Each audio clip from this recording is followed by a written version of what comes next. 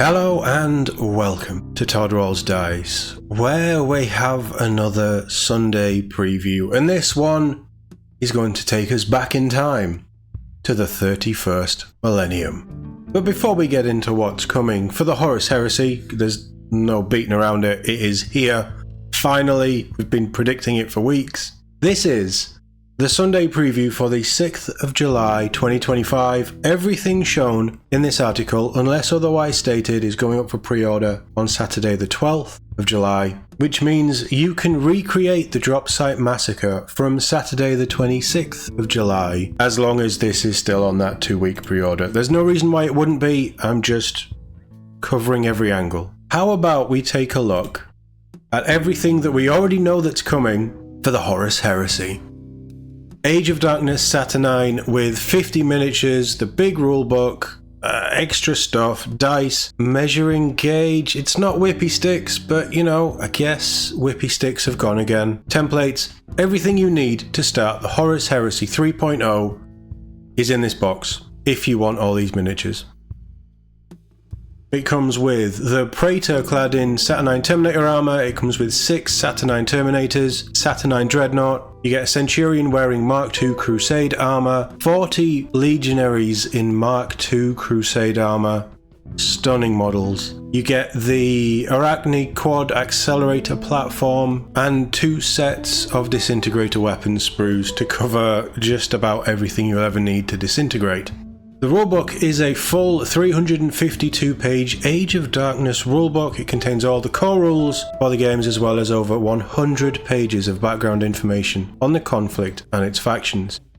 There's also a 48-page introductory rules and miniature construction guide that will get you playing quicker than ever. 20 dice, a 6-sided scatter dice, templates for 3-inch and 5-inch blast markers and the flame template.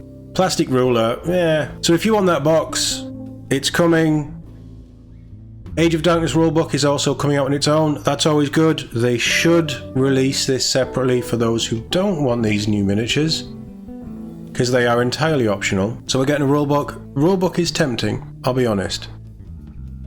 We're also getting the 5 Liber books that we've already talked about. So Liber Astartes, Liber Hereticus, so your loyalist or your traitors, Liber Mechanicum for the AdMech, Liber Auxilia for the Solar Auxilia, and Liber Questoris for Knights and Titans.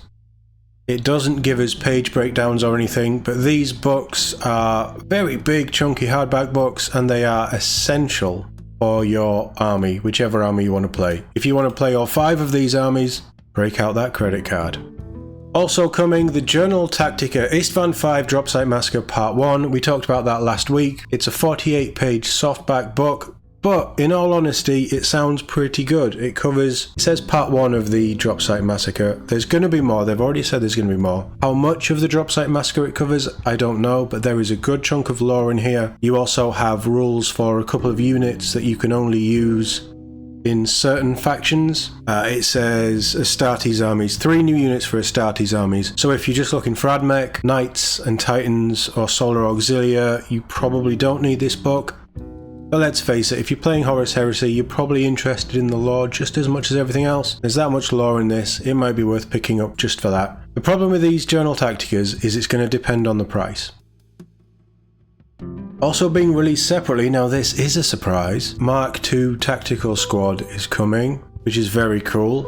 So this contains 20 multi-part plastic kits in the Great Crusade era power armor, with several weapon options for a sergeant, and full compatibility with existing special, heavy and melee weapon packs.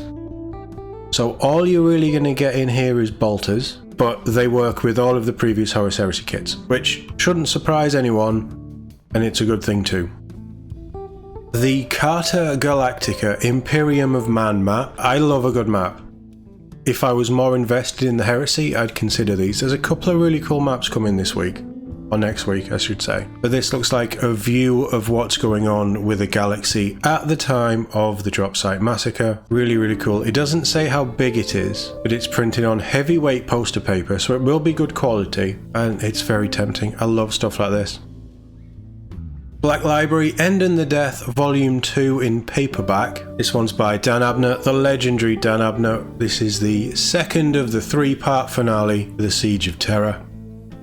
The Vengeful Spirit is getting a map. These maps are gorgeous. So this was printed in the End in the Death Volume 2, but now they're releasing it on its own, so it's Horus's personal flagship, and it is a must-have for dedicated Horus Heresy collectors. It's printed on cotton and wrapped in a faux leather cover that includes its own metallic pendant with the Eye of Horus on.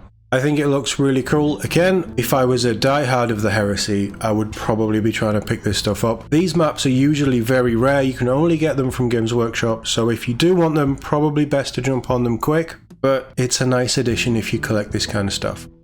Over to Warhammer TV Plus, we get the second episode of their campaign of Warhammer Quest. Yes, they started that on Questy Nights, didn't they? I need to watch the first one. Maybe I'll watch the two of them together. It just sounded like a fun revisit to, I think, what is one of the iconic Warhammer games from yesteryear. Painting Desk focuses on a heavy metal painter. Paul discusses his process for painting entire armies to a competition level finish, and he focuses on the Iron Ravens Space Marines, which I'm guessing is his own chapter. And finally, Weapons and War Gear, they delve into the iconic bolt gun. I'm pretty sure they said this was coming last month, but it had been delayed for some reason. And on WarCom this week, we can expect them to round out their coverage of the new edition of Warhammer the Horus Heresy with a few more peeks behind the curtain. Could that be new models? There is a preview show coming up a week on Friday.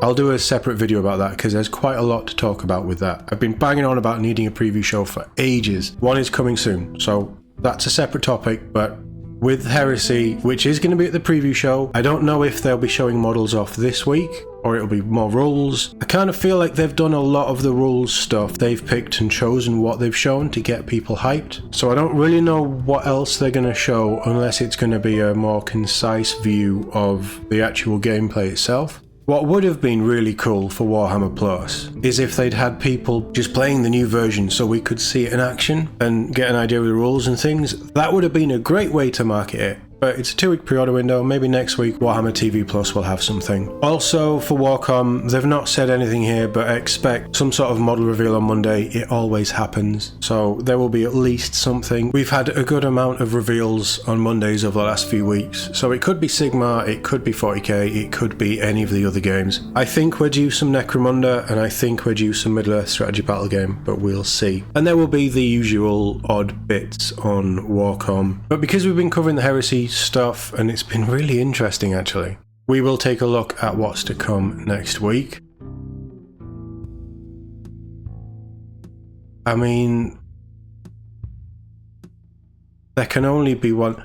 First of all, I'm going to try and pick up a Journal Tactica for myself that we can talk about on the channel, because this is potentially my little easy way in to the Horus Heresy, just going in from the narrative first, because I don't have any Heresy stuff. I didn't have any plans to do Heresy until a couple of weeks ago. Now it's a possible. So of all the things shown off here, the only thing that I'm tempted to pick up, partly because I think it's potentially a FOMO product. I hope it isn't. I hope that this is an evergreen book. You never know with Games Workshop and stuff like this. But I'm tempted to pick that up. Or of all the things here, that's the one I'm probably going to pick up. The rulebook will be down the line, probably. I think I have to go pick of the preview is the box, just because it is a decent box, but it's not a product that I will be picking up. I hope that they've made enough of these. It would make sense for them to have made a lot. I think currently Heresy is on a real surge. There's a lot of people dropping out of 40k and they've been finding their game or their type of gameplay and army building in Horus Heresy 2.0. So hopefully 3.0 is an improvement on the game overall instead of alienating a chunk of the community. Not everybody is going to be happy with the new edition, but honestly I think what we've seen has been interesting enough for people to give it a chance. But that's it, there's no surprises here. Well, I suppose there is one surprise here. The surprise is that we're getting the Mark II on their own.